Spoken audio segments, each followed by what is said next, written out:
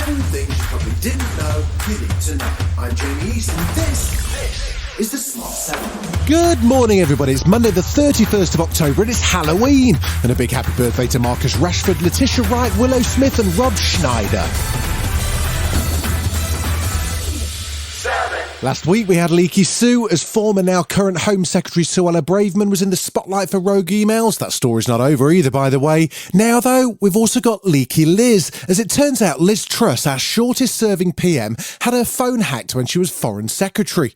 It's believed that Russian spies may be to blame, and they appear to have accessed both messages to Kwasi Kwarteng and foreign diplomats. So far so bad, and apparently it's been known since the summer but was covered up so as not to damage Liz's chances in the leadership contest. Tory MP Stephen Hammond says an inquiry is needed. It's incredibly worrying at a time when we are at war that there is now the suggestion that, most worryingly of all, that the Foreign Secretary's phone was hacked by our enemy. There were also more revelations about Leaky Sue over the weekend too, as stories about misdirected emails and requests to delete and ignore emerged. Shadow Home Secretary Yvette Cooper says it's unacceptable for her to continue in office. You can't have a Home Secretary who is not trusted by the security service, and it really shows the huge error of judgment that Rishi Sunak has made. Newly reappointed Levelling Up Secretary Michael Gove says of course the government takes security seriously. Suella is a first-rate, front-rank politician.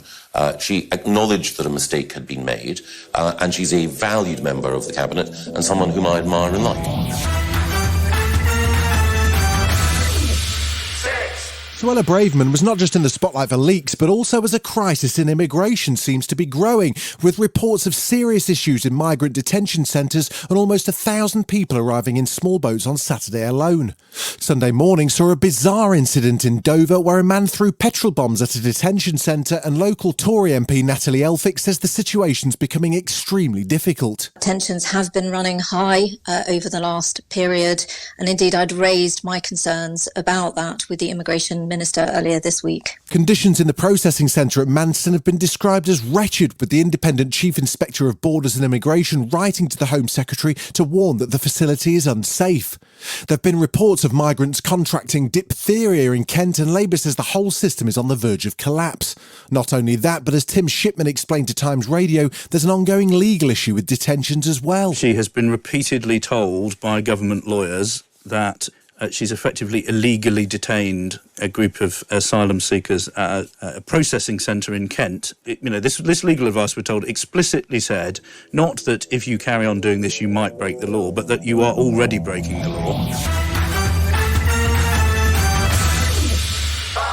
South Korea has officially entered a mourning period until November the 5th, according to Prime Minister Han Duck-soo. It follows a tragic incident on Saturday night that saw over 150 people killed and more than 100 injured as Halloween celebrations went tragically wrong.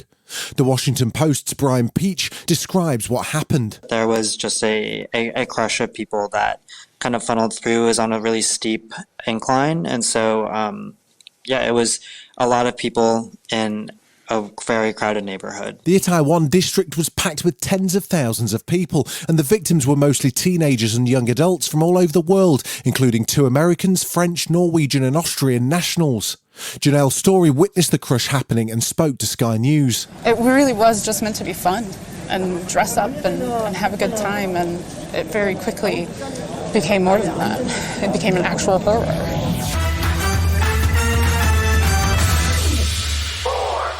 Ukrainian forces carried out a combined air and marine drone attack on the Russian naval base at Sevastopol in occupied Crimea over the weekend. The attack appears to have damaged at least 3 Russian frigates, including the fleet's flagship, the Admiral Makarov. Russia's blamed Canada for supplying the drones and the UK for coordinating the attack, a claim the UK's Ministry of Defence has denied. As a result, Russia's now suspended the ongoing grain export deal, but Ukrainian President Zelensky says they've been blocking grain ships for some time anyway. This is an absolutely transparent intention of Russia to return the threat of a large-scale famine to Africa and Asia. Literally today, more than 2 million tons of food are in the sea. This means that access to food has actually worsened for more than 7 million customers. Still to come on the Smart 7, Bono grabs the mic and Steven Spielberg has a heart of gold. Right after this. Welcome back.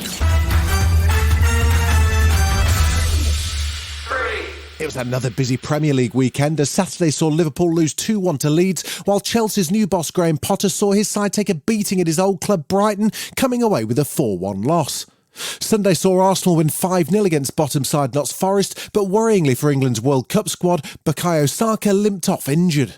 The 4pm kickoff saw Man U beat West Ham 1-0 as Marcus Rashford got his 100th goal for the club. That puts United up to 5th in the table ahead of Chelsea. For Rashford, it was a relief to hit the 100 mark, and he says things are much better this season at United under new manager Erik ten Hag. To be honest, it's a completely different energy around the club and the training ground and stuff like that. So that for a start puts me in a better headspace, and I just feel really motivated now. Last year I think I struggled at times.